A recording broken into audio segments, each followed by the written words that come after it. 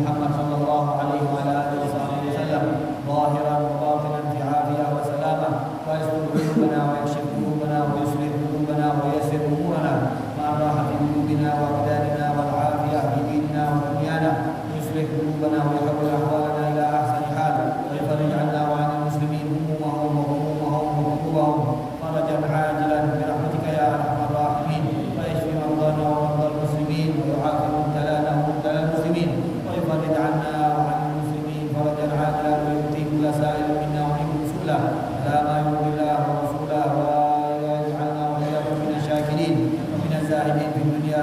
العلماء العاملين ومن ورثة سيد المرسلين ويكتبنا في ديوان أهل الله المتقين الفائزين برضا رب العالمين على هذه النية وعلى كل نية صالحة جامعة شاملة بخيرات الدنيا والآخرة بسر أسرار الفاتحة.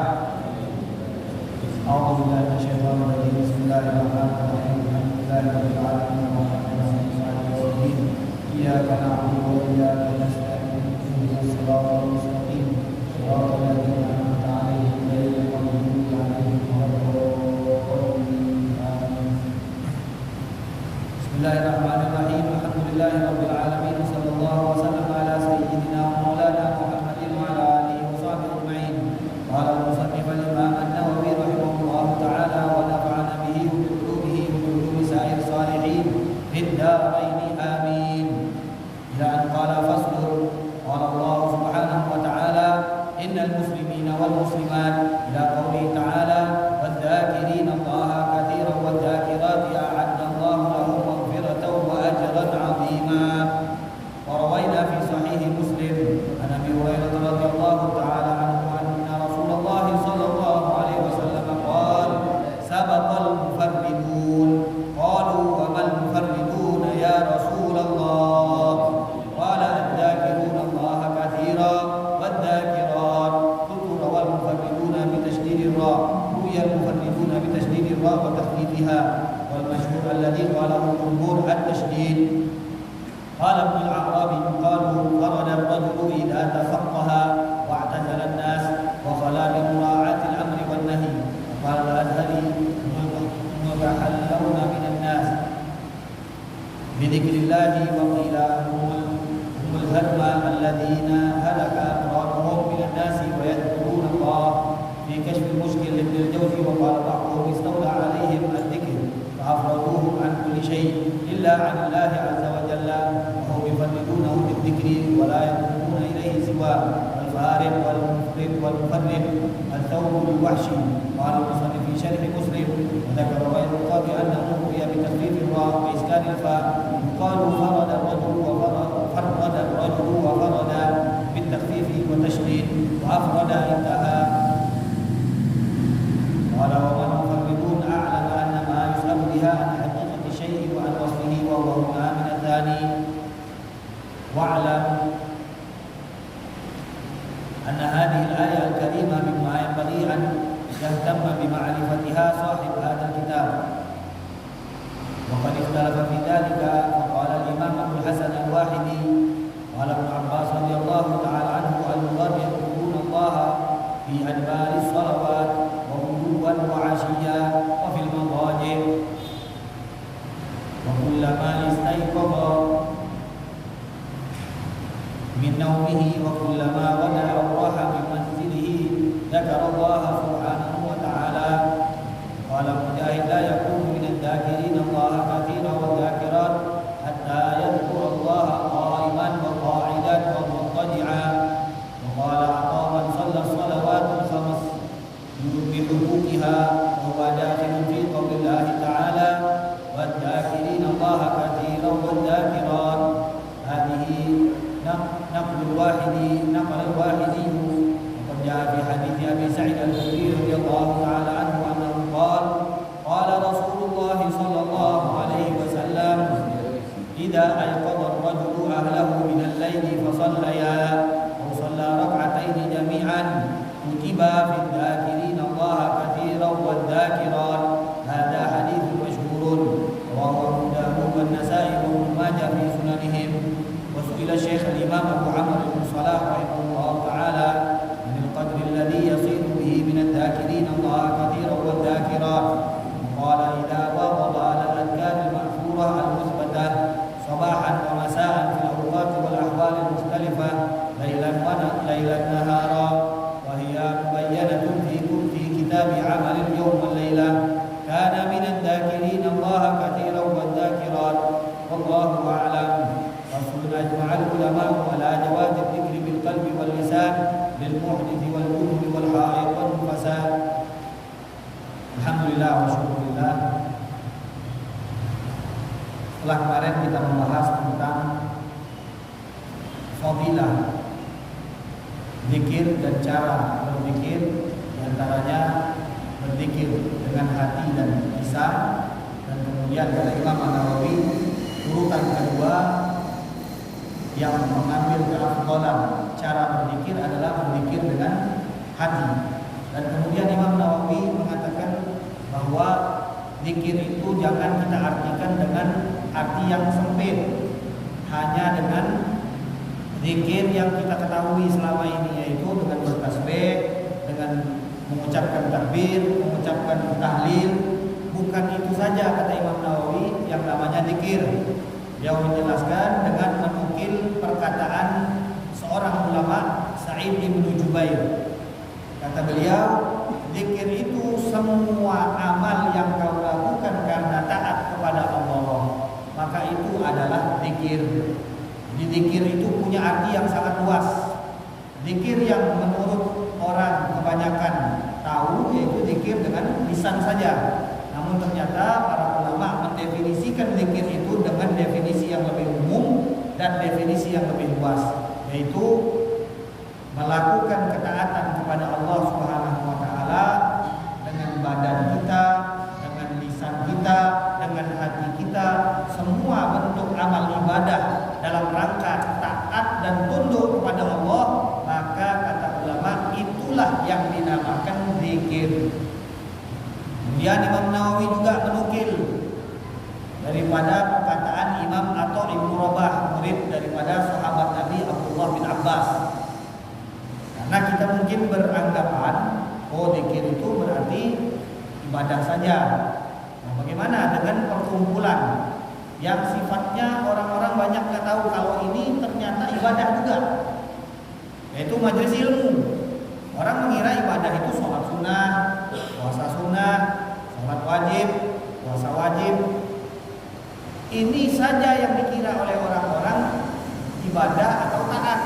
Nah, dia tidak tahu kalau hadir di dalam majelis ilmu itu juga termasuk bentuk ketaatan. Bahkan Imam Atha mengatakan majelis zikir itu adalah majelis di mana di dalamnya diterangkan tentang halal dan haram, di mana di dalamnya ada pembahasan tentang bagaimana cara menjual, bagaimana cara membeli, bagaimana cara engkau sholat, bagaimana cara engkau berpuasa, bagaimana tata cara seseorang agar sah nikahnya, hukum perceraian, hukum tentang orang melaksanakan ibadah haji dan tata cara melaksanakan ibadah haji.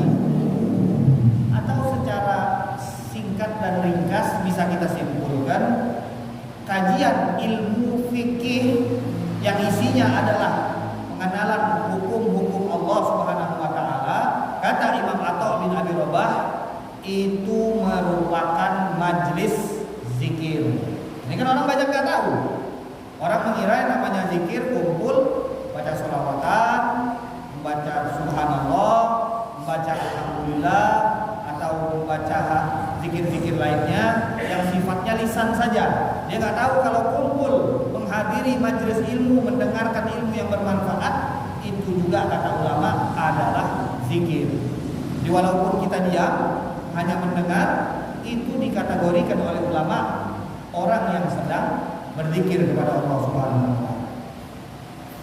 Berikutnya Imam Nawawi membawa satu ayat di mana di dalam ayat ini kita sering mendengar pada saat khatib berkhutbah sering membawakan ayat ini, di mana di sini dikatakan wadzakirinallaha katsira, wadzakirat disebutkan laki atau perempuan yang berzikir dan zikirnya banyak. Mau dia laki, mau dia perempuan, zikirnya banyak, maka dia akan mendapat janji Allah Subhanahu wa taala berupa Allah persiapkan baginya ampunan dan pahala yang besar. Allah tidak sebutkan apa pahalanya. Nah, yang jadi pertanyaan, bagaimana supaya kita dapat mencapai level menyebut dan mengingat Allah dengan banyak? Apakah 100 sudah dianggap banyak? 200 dianggap banyak? Bagaimana supaya kita masuk dalam kategori ayat Al-Quran yang mengatakan bahwa mereka-mereka yang menyebut dan mengingat Allah Subhanahu wa taala dengan banyak, Allah persiapkan bagi mereka ampunan, kemudian Allah persiapkan bagi mereka pahala yang besar. Kalau Allah menjanjikan pahala besar, balasan yang besar, ini kita nggak bisa menduga dan memperkirakannya. Karena Allah sendiri yang mengatakan, aku akan persiapkan bagi mereka ampunan dan balasan yang besar. Kita belum tahu apa isi balasan yang besar. Artinya di sini ada hal yang tidak bisa kita duga dan tidak bisa kita hitung.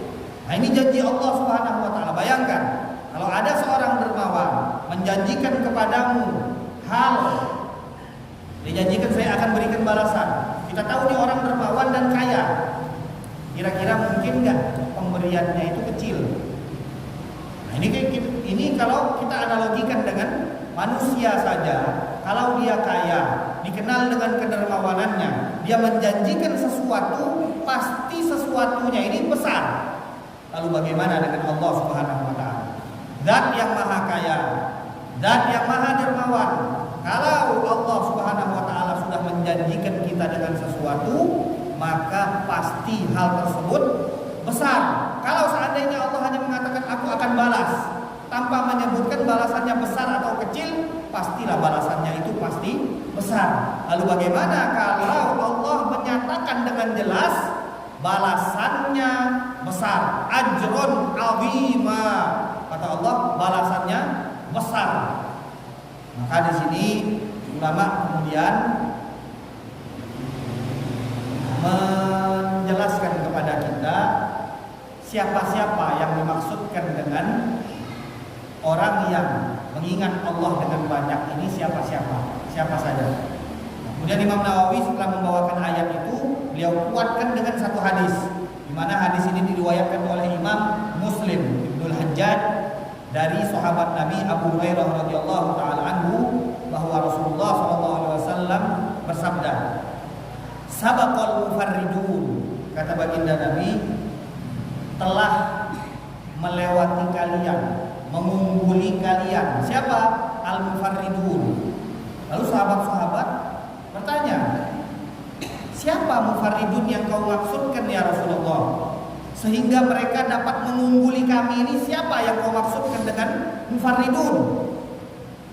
Lalu baginda Rasulullah SAW menjelaskan, al-mufarridun, orang-orang yang mengungguli kalian itu yang aku maksud adalah orang-orang yang mengingat Allah dengan banyak, menyebut Allah dengan banyak, baik dia kalangan laki-laki atau dia kalangan perempuan.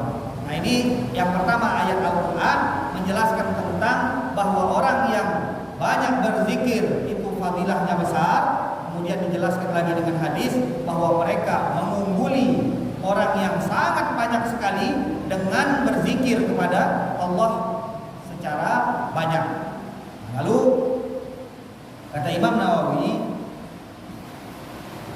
ketahuilah bahwa ayat yang tadi saya bacakan di awal tadi, kata Imam Nawawi, itu seharusnya menjadi perhatian kita.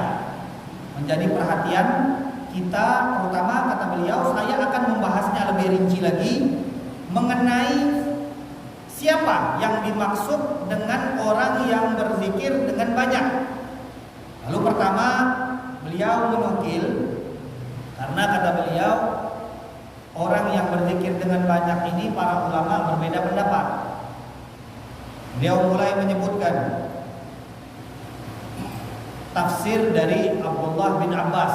Kata beliau, yang dimaksudkan dengan ayat tersebut yang berzikir dengan banyak itu adalah yadhkurunallaha fi adbaris shalawat, adalah orang-orang yang berzikir kepada Allah setelah melaksanakan sholat, baik itu sholat 5 waktu atau sholat-sholat sunnah lainnya. Artinya menurut Imam Abdullah bin Abbas, setelah sholat itu sunnah untuk wirid, sunnah untuk berzikir, sunnah untuk membaca doa.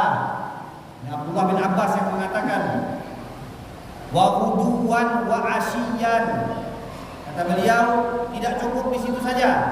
Kalau mau dapat predikat orang yang ingat kepada Allah secara banyak itu tidak cukup selesai sholat engkau berzikir.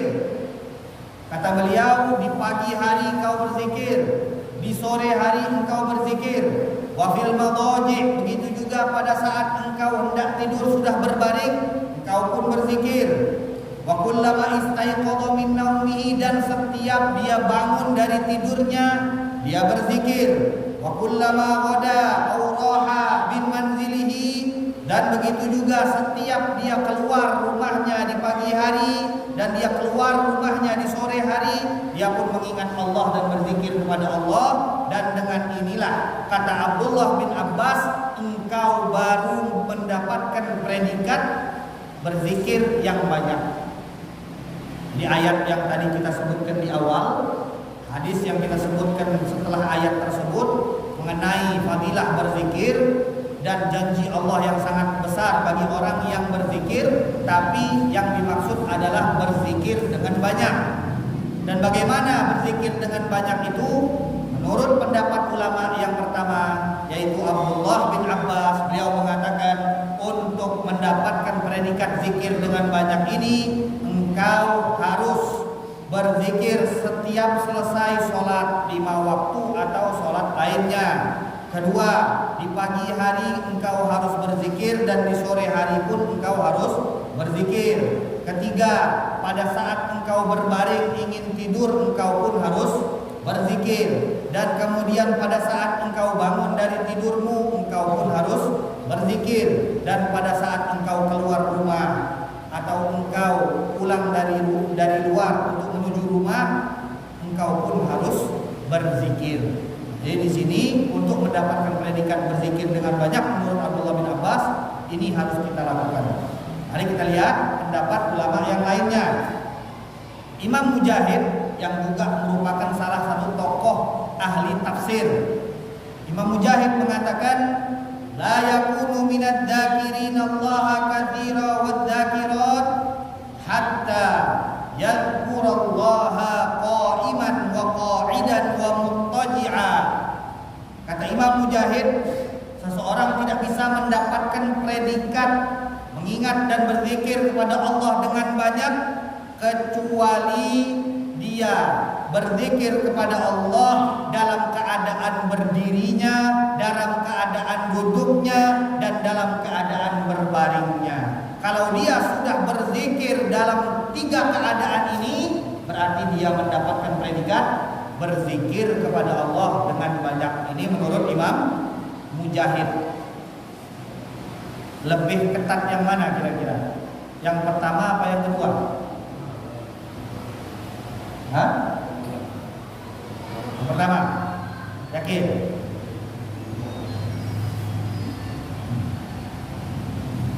Kalau yang pertama hanya menyebutkan waktu. Ini bedanya yang pertama dan yang kedua. Yang pertama menyebutkan waktu. Di waktu-waktu ini harus kau isi sehingga engkau dapat predikat berzikir dengan banyak. Di waktu apa saja? Selesai sholat, pagi hari, sore hari, mau tidur, bangun tidur, mau keluar rumah, pagi hari atau sore hari, pokoknya mau keluar rumah kita berzikir. Tapi tidak ada penyebutan keadaan. Jadi di sini hanya waktu-waktu tertentu kita diperintahkan untuk berzikir. Tapi yang kedua walaupun pendek, nggak menyebutkan banyak-banyak, tapi itu lebih ketat sebenarnya. Karena di sini 3 keadaan ini tidak mungkin manusia tidak berada di dalamnya. Sekarang kalau kita tidak duduk, apa gitu? Oh berjalan, Ustaz. Berjalan itu berdiri dah. Berdiri. Kalau udah berjalan, duduk. Kalau udah duduk, berbaring. 3 keadaan ini disebut oleh beliau. Berarti apa? Kita disuruh berzikir tiap waktu. Ini yang menurut yang kedua. Jadi walaupun dia pendek nyebutnya, tidak seperti Abdullah bin Abbas tadi nyebutkan bangun tidur, sebelum tidur, bangun tidur, pagi. Walaupun seperti itu, tapi Abdullah bin Abbas hanya menyebutkan waktu-waktu tertentu. Siang tidak disebutkan, di dalam perjalanan tidak disebutkan, pada saat kita keluar, pada saat kita pulang, tapi tidak disebutkan di waktu-waktu tertentu yang lainnya. Tapi pendapat yang kedua ini menjelaskan dengan ketat bahwa kita harus berzikir di setiap keadaan kita. Mari kita lihat pendapat yang lain. Kita cari yang paling mudah, gimana? Setuju dah? Biar dapat predikat berzikir kepada Allah Subhanahu wa taala dengan banyak. Siapa yang tidak mau dikategorikan dia ahli zikir? Karena kita lihat fadilah yang sangat banyak ini ternyata didapatkan hanya mereka-mereka yang ingat kepada Allah Subhanahu wa taala. Kita lihat yang ketiga, kata Imam Atha. Nah, ini Imam Atha kemarin yang kita sebutkan, Atha bin Abi Rabah, murid daripada Abdullah bin Abbas, murid sahabat Nabi Abdullah bin Abbas, sahabat berikut sepupu. Kemarin tadi kita sebutkan bahwa beliau menyebutkan bahwa majelis zikir itu adalah majelis halal dan haram atau majelis ilmu fikih. Beliau juga punya pendapat mengenai siapa yang berzikir dengan banyak yang dimaksud di dalam ayat. Kata beliau, barang siapa yang melaksanakan sholat 5 waktu dengan hak-haknya, maka dia masuk di dalam kategori berzikir kepada Allah dengan banyak yang ada di dalam ayat. Saya mau tanya nih, mudah yang mana? Yang pertama, yang kedua, atau yang ketiga? Hah? Yang pertama, ini cuman sholat. Tapi jangan lupa, beliau bukan mengatakan kau sholat, yang penting sholat. Kata beliau, kau sholat dan dengan memenuhi hak-haknya. Yang jadi pertanyaan pada saat kita sholat, apakah kita termasuk orang-orang yang sudah memenuhi hak-hak sholat? Apakah pada saat sholat kita yakin sholat kita sudah diterima oleh Allah? Apakah pada saat sholat kita tahu berapa nilai khusyuk dan hadirnya hati kita pada saat sholat? Jadi tidak ada yang bisa melakukan sholat dengan memenuhi semua hak-hak sholat. Tidak ada yang bisa yakin. Sehingga ini pendapat sebenarnya juga berat. Tapi beliau hanya menitik fokuskan di dalam sholat saja. Artinya kalau sudah bisa memenuhi hak-hak sholat, berarti engkau termasuk orang-orang yang mengingat Allah dengan banyak. Ini pendapat Atha bin Abi Rabah. Kemudian Imam Nawawi menjelaskan tafsir tersebut lewat hadis. Jadi perlu kita ketahui, tafsir Al-Quran ini ada ayat-ayat yang dijelaskan dengan Al-Quran itu sendiri. Jadi ada ayat dijelaskan dengan ayat. Kadang ayatnya berdekatan, kadang ayatnya berjauhan. Ada lagi ayat-ayat yang dijelaskan dengan hadis Rasulullah SAW. Ada juga ayat-ayat yang tidak dijelaskan dengan hadis Nabi, tapi dijelaskan oleh para ulama dengan menggunakan metode tafsir sesuai dengan kaidah tafsir. Jika sembarangan para ulama pada saat mentafsirkan, itu bukan sepahamku ayatnya macam ini atau kira-kira macam ini. Nah, tidak boleh main kira-kira di dalam ayat Al-Quran, tidak boleh. Atau yang pernah aku baca di dalam terjemah, ayat ini makna macam ini. Nah, jangan model-model kayak gitu itu di dalam Al-Quran tidak boleh. Karena di dalam Al-Quran tidak boleh main kira-kira atau dengan prasangka. Bahkan di dalam satu hadis dijelaskan secara kuat sekali baginda Rasulullah mengatakan, man fassara al-Qur'an bi ra'yihi fa asaba faqad akhta'a. Barang siapa yang mentafsirkan Al-Qur'an dengan pendapatnya, fa asaba, kebetulan betul, faqad akhta'a. Kata Nabi, dia tetap salah.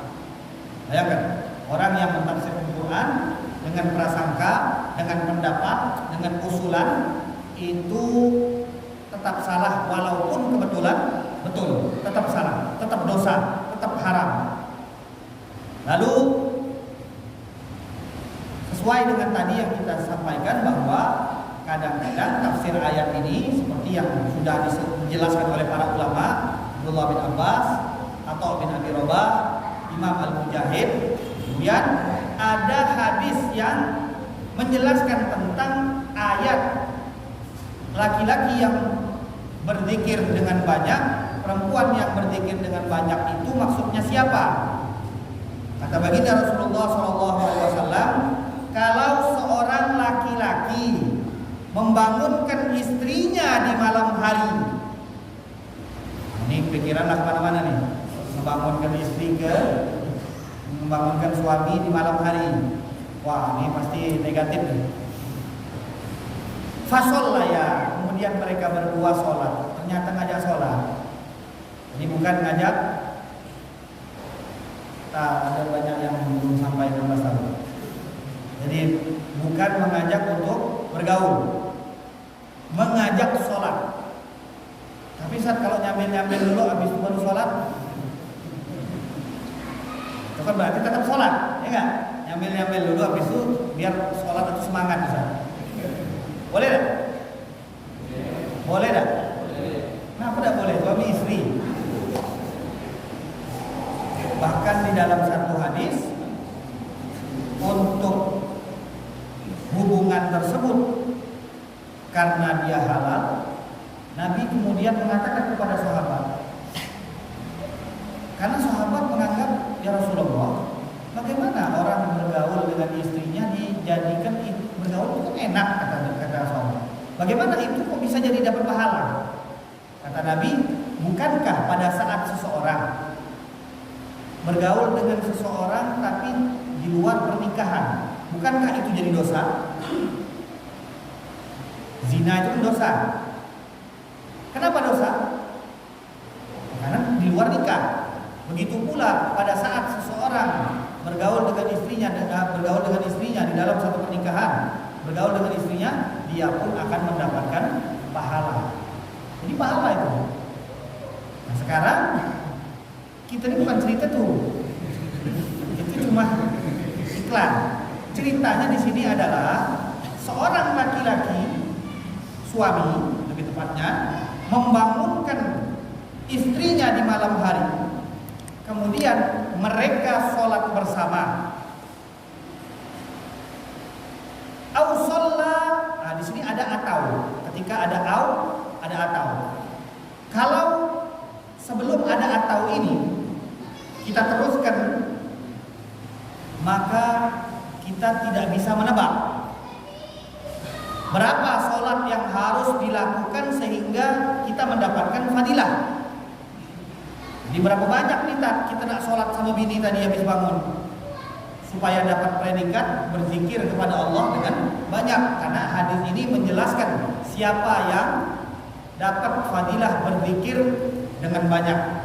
Kata baginda Rasulullah, jika seorang suami membangunkan istrinya dan kemudian mereka berdua sholat, tidak dijelaskan berapa sholatnya. Namun rawi kemudian meneruskan, au, kata beliau, au itu artinya atau. Ini bahasa Arab yang mudah dihafal.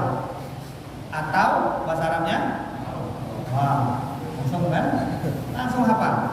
Atau bahasa Arabnya, wah, au.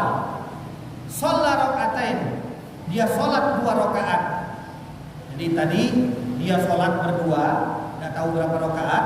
Tapi riwayat yang kedua mengatakan atau dia sholat 2 rakaat dengan istrinya. Kutiba rakaataini jami'an, mereka sholat berdua 2 rakaat.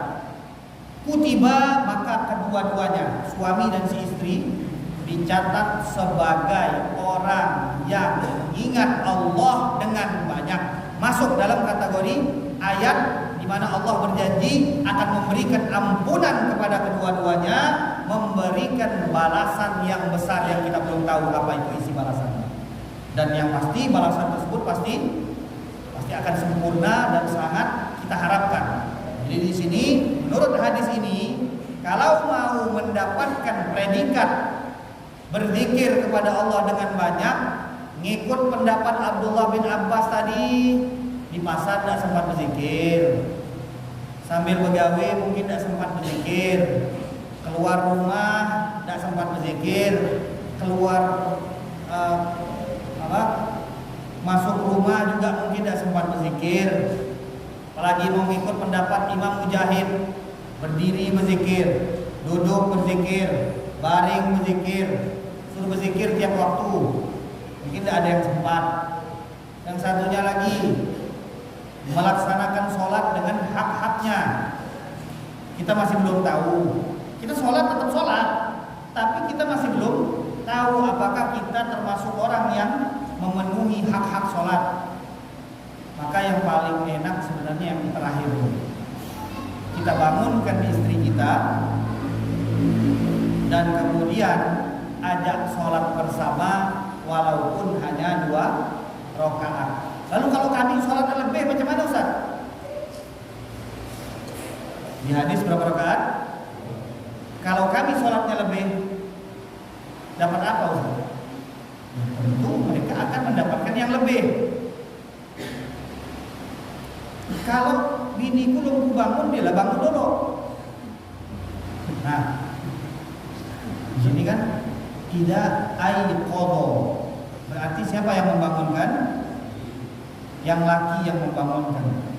Lihat di sini di dalam lafaz man aiqadha ahlahu bil laili wa shallaya.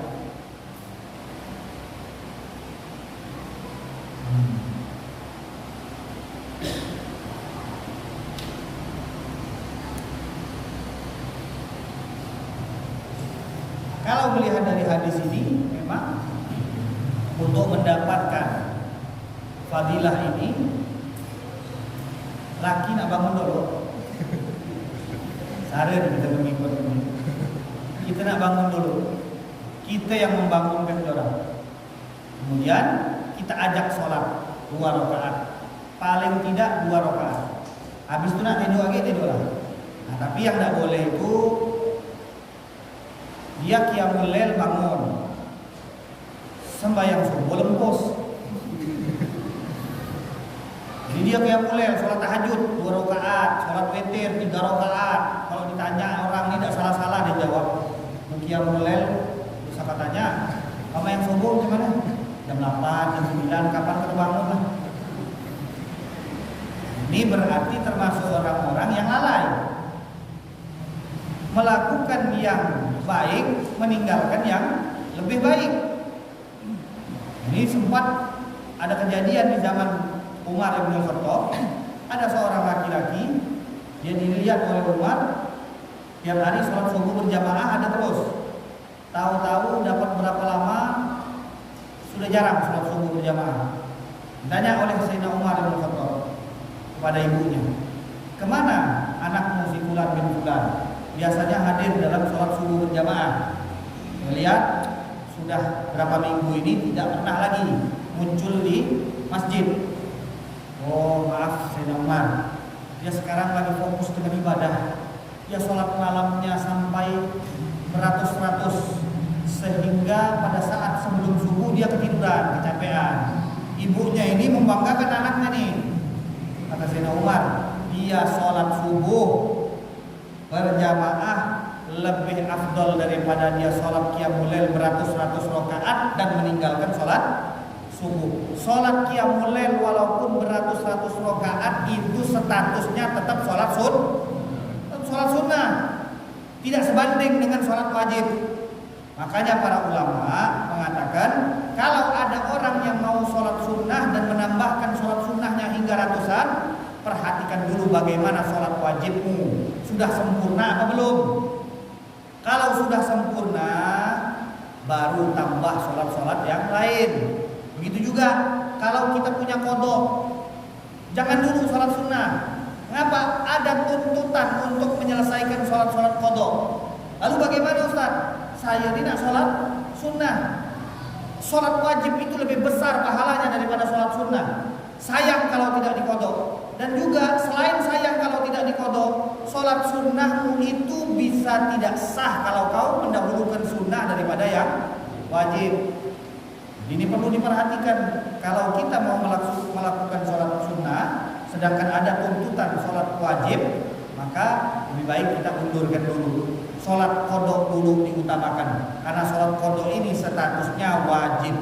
Kalau banyak Ustaz, sayang bulan Ramadan orang sholat tarawih, masa aku sibuk qada di rumah. Ulama, engkau bisa melaksanakan sholat qada subuhmu pada saat sholat tarawih, tapi jangan pakai kunut.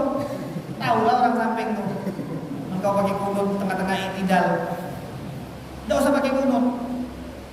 Jadi sholat subuh ikut sholat imam kita yang sedang tarawih, boleh. Jadi itu untuk mengqadha sholat-sholat yang sudah lewat, dan itu hukumnya wajib. Karena perlu kita ketahui, sholat itu adalah tiang agama. Sholat itu adalah hal yang pertama kali yang bakal ditanyakan pada saat kita dikumpulkan di hari kiamat. Yang pertama kali ditanyakan bukan tentang berapa kekayaan, berapa rumahmu, berapa pemasukanmu, bagaimana sholatmu.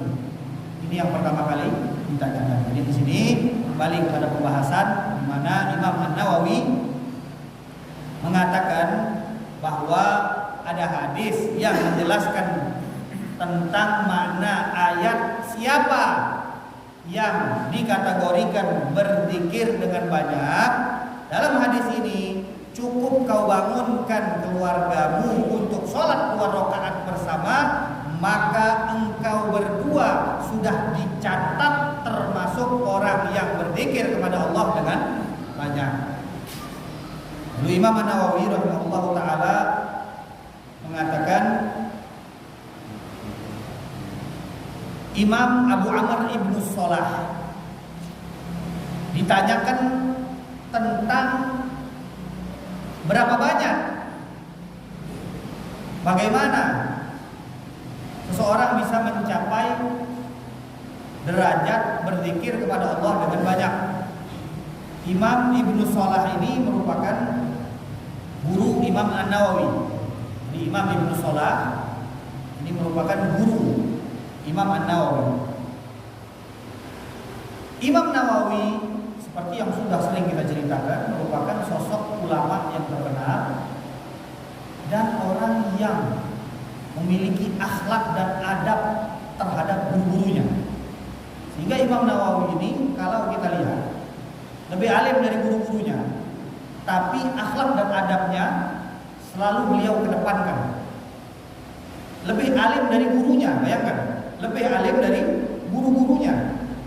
Guru-gurunya tidak satu level dengan beliau di dalam keilmuan, tapi akhlak beliau diceritakan setiap beliau mau belajar, beliau bersedekah dulu. Setiap dia mau belajar dengan gurunya atau setiap dia ketemu dengan gurunya, dia akan bersedekah dulu. Dalam rangka apa dia bersedekah? Agar tidak melihat aib gurunya. Karena yang namanya manusia, walaupun dia guru, tetap ada aib. Si murid berusaha dan meminta kepada Allah, dia bersedekah ini agar Allah Subhanahu wa taala menutup aib-aib gurunya dari pandangan matanya, supaya dia tetap bisa berprasangka baik kepada gurunya. Karena tidak ada manusia yang lepas dari dosa kecuali mereka para nabi atau mereka para wali yang sudah dijaga oleh Allah Subhanahu wa taala. Selagi mereka manusia biasa selain nabi, maka mereka berpotensi melakukan suatu kesalahan dan dosa, dan juga berpotensi melakukan suatu hal yang meskipun bukan kesalahan atau dosa, tapi kadang dianggap sama orang aib. Misal, buang angin itu dosa dah? Salah dah? Hah? Tapi kalau depan orang tetap tidak dosa, tetap tidak salah, betul tak? Tapi aib kan? Depan orang tengah duduk, apalagi orang tengah makan misal, dosa nggak? Nggak dosa. Salah kan? Nggak salah. Tapi aib nggak? Aib. Nah, ini contoh aib. Dia bukan salah, bukan dosa, tapi kita anggap itu hal yang membuat cacat di dalam akhlak. Meludah, dosa enggak? Meludah, dosa enggak? Salah enggak? Depan orang kayak berdahak. Aib enggak? Apalagi orang tengah makan, dia berdahak. Aib enggak? Aib. Itu juga ingus. Buang ingus. Dosa enggak? Salah enggak? Depan orang makan, dia sibuk berderot. Aib enggak? Aib. Ada hal-hal yang dia bukan dosa, dia bukan salah, tapi aib kalau dilakukan. Satu lagi, ini orang banyak meremehkan, bersendawa. Apa itu orang terjemah? Paling gak ada payah, bener. Tidak dosa, tidak salah. Depan orang, apalagi habis makan durian. Ini menimbulkan fitnah. Akhirnya betul-betul orang di samping, kau makan durian. Tidak dosa, tidak salah. Bersendawa tapi aib. Nah, jadi ada hal-hal yang kalau kita lihat ada aib-aib. Nah, aib inilah Imam Nawawi ingin ditutupi agar beliau terus bisa berprasangka baik dan menghormati gurunya. Dia minta malah sama Allah Subhanahu wa taala agar Allah menutupi aib-aib gurunya sehingga guru-gurunya selalu terlihat sempurna di matanya. Walaupun kita tahu manusia itu tidak ada yang sempurna kecuali baginda Rasulullah SAW. Tapi begitulah akhlak seorang murid dengan guru yang diajarkan oleh Imam An-Nawawi. Sebelum beliau bertemu dengan gurunya, dia tahu ini pasti akan bercakap-cakap, pasti akan berdiskusi, pasti akan bertanya, pasti akan melihat kelakuan gurunya. Dia pasti akan mengingkari satu keadaan. Sehingga beliau meminta kepada Allah setiap sebelum bertemu gurunya agar ditutupi aib-aib gurunya. Ini termasuk akhlak dan adab seorang murid dan guru. Nah, Imam Nawawi punya guru Abu Amr ibn Salah. Beliau ditanyakan tentang siapa yang termasuk orang-orang yang berzikir kepada Allah Subhanahu wa taala dengan banyak. Maka beliau menjawab, orang yang senantiasa membaca zikir-zikir yang ada di dalam hadis Nabi Muhammad SAW di pagi hari dan di sore hari. Kita dengar ini hadis yang mana yang dimaksud?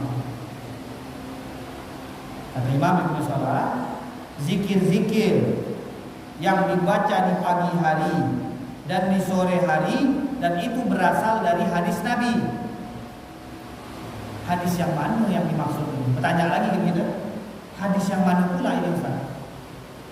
Kemudian kata beliau, ada zikir-zikir yang juga dituntut untuk dalam keadaan-keadaan. Jadi ada yang zikir-zikir dalam waktu-waktu tertentu, ada dalam keadaan-keadaan tertentu. Zikir kalau orang bersin.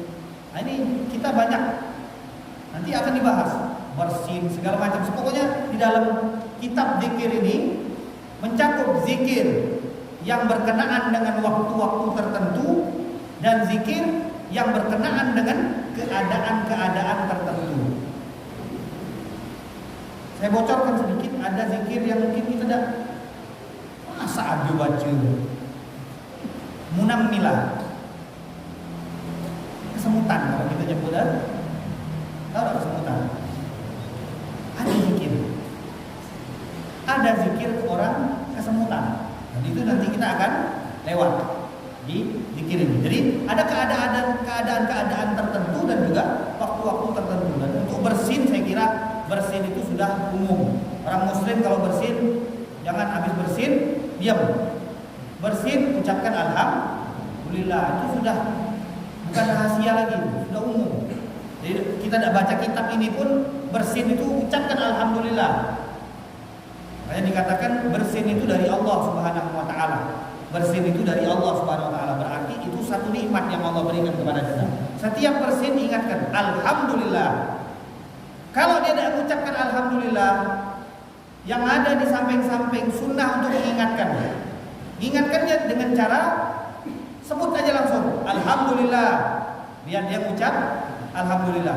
Kalau ada orang mengingatkan alhamdulillah, yang bersin jangan nyebut yarhamukallah. Karena kau sedang diingatkan untuk membaca alhamdulillah, bukan membalas yarhamukallah. Jadi kalau ada orang bersin, dia lupa nyebut alhamdulillah, dia tidak pantas untuk didoakan yarhamukallah.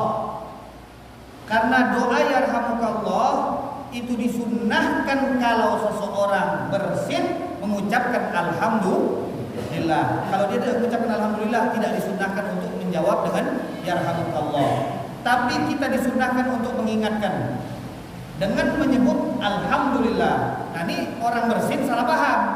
Dia kira orang ini baca alhamdulillah dan dia membalas yarhamukallah.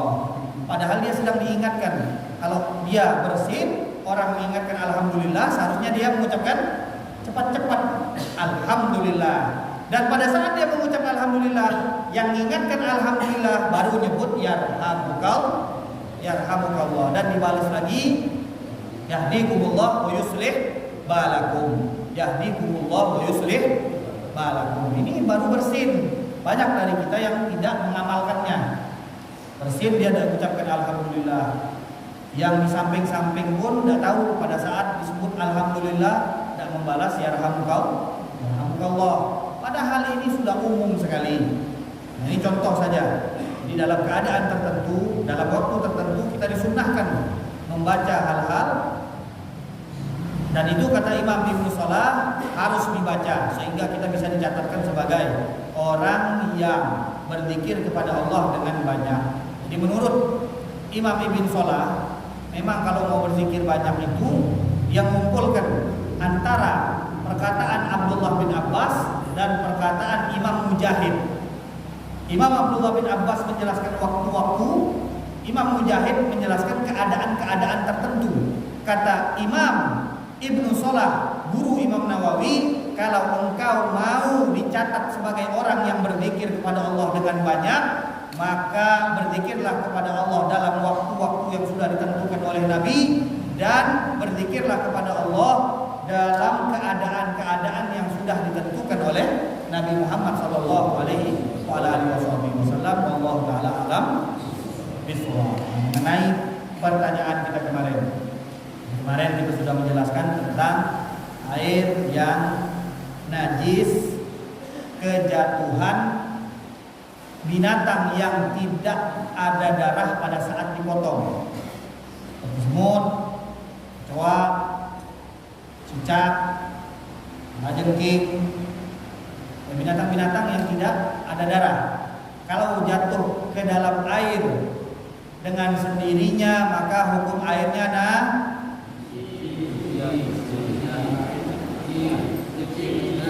suci, mensucikan. Kalau binatangnya mati, kita lempar ke dalam air yang sedikit, maka hukum airnya kalau dilempar najis. Kalau dilempar dalam keadaan hidup kemudian dia mati di dalam air, maka hukumnya suci, mensucikan. Yang nomor 1 dan nomor 3 suci, mensucikan. Kalau yang jatuh sendiri tadi atau yang dilemparkan dalam keadaan hidup tadi ternyata merubah daripada salah satu sifat air, maka airnya kita hukumi najis. Jadi kalau dia berubah, hukumnya najis. Itu baru satu binatang ini, baru satu grup binatang kita bahas nih, grup semut dan semacamnya. Kemarin ada PR. Apa PR-nya? Tidak harus kucing, binatang apapun lah. Pokoknya selain manusia yang tidak baca istinja.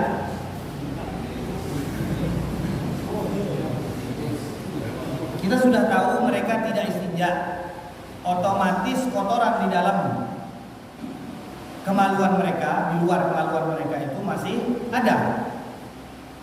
Lagi kalau kucing makan rujak misalnya, kan keluarnya nanti tahu kan?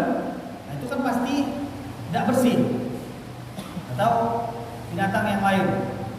Jadi kalau binatang seperti kucing atau yang lain-lainnya masuk ke dalam bak dan baknya sedikit, airnya sedikit, artinya di bawah 2 kula, dan kita tahu ini kucing ini pasti bawa najis, masuk ke dalam air, nyebur, tenggelam, nimbul lagi, keluar sebentar. Tapi kita yakin masuk ke dalam air dengan full, bukan dia berenang kemaluannya di atas. Belum tahu kalau dilatih dia baca berenang macam itu kan. Ini masuk full, maka hukum airnya kita hukumi. Ada yang nyari di internet macam ini sekarang. Dari kemarin pernah nyari itu.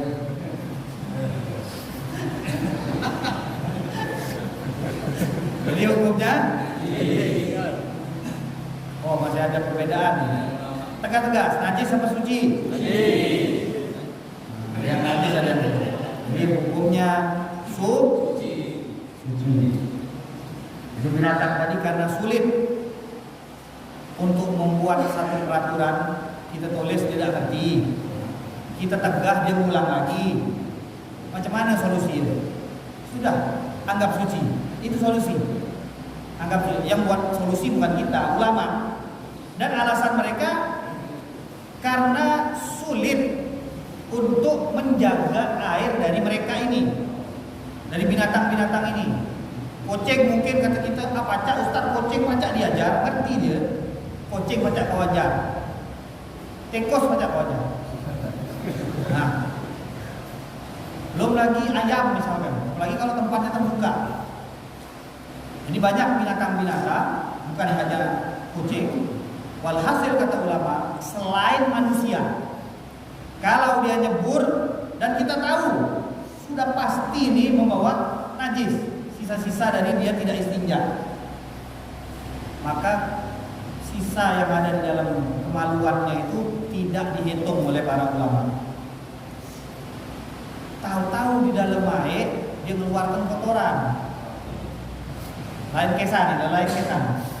Jadi dia berenang karena kedinginan mengeluarkan kotoran di dalam air. Apa hukum airnya? Hah? Tergantung. Kalau berubah najis. Kalau tidak berubah najis. Kalau dialah buang air di dalam air, itulah lain lagi hukumnya. Jadi yang dimaafkan ini kalau sisa-sisa dia buang air. Dan itu kan pasti ada kan, sisa-sisa dia buang air itu kan. Dia kan dari istinja. Nah, yang dimaafkan cuma itu. Kalau dia mengeluarkan baru, itu ada masuk lagi di sini. Sedikit langsung najis. Kalau banyak baru lihat dulu. Kalau banyak airnya lebih dari 2 kula, baru lihat dulu berubah atau tidak berubah. Kalau sedikit kejatuhan najis, ikut kaidah yang pertama. Sedikit kejatuhan najis maka langsung kita hukumi najis. Itu hukum sisa kotoran yang kita yakini masih ada selain manusia, hewan selain manusia. Itu masalah kucing PR kita sudah selesai. Nah, sekarang kita akan membahas, itu kan kemarin semut sudah, sekarang ikan. Ada kalanya ikan ini mati sendiri di dalam air. Ada kalanya ikan ini mati di luar, kemudian diceburkan ke dalam air. Ada kalanya ikan ini hidup, diceburkan ke dalam air, mati kemudian. Ya tak? Jadi yang pertama memang dalam air, habis itu dia mati, tidak sempat keluar. Yang kedua, dia di luar dalam keadaan mati, kemudian kita masukkan ke dalam air. Yang ketiga, dia kita keluarkan dalam keadaan hidup-hidup, kemudian kita masukkan lagi dalam keadaan hidup-hidup, dan kemudian mati. Ada 3 keadaan ikan ini. Insyaallah besok akan kita bahas. Wallahu taala alam bisawab. Rabu seperti biasa di Masjid Keranggan Baitur Rahmah. Al-Ikhlas. Oh, besok di Al-Ikhlas. Oh, ada perubahan. Ini masjid baru. Mudah-mudahan semua bisa ikut meramaikan. Ya, masjid baru, kita baru masuk. Insyaallah besok di Masjid Al-Ikhlas. Lampu merah PAL 2. Lampu merah PAL 2, masjid 2 tingkat. Apalagi sifat-sifat yang bisa menyebutkan, bisa nggak tahu loh. Masjid Al-Ikhlas PAL 2. Yang nggak tahu nanya aja lah, dimentok bilang. Keluar, dimentok bilang. Insyaallah besok semuanya bisa hadir dan mengajak kawan-kawan lain.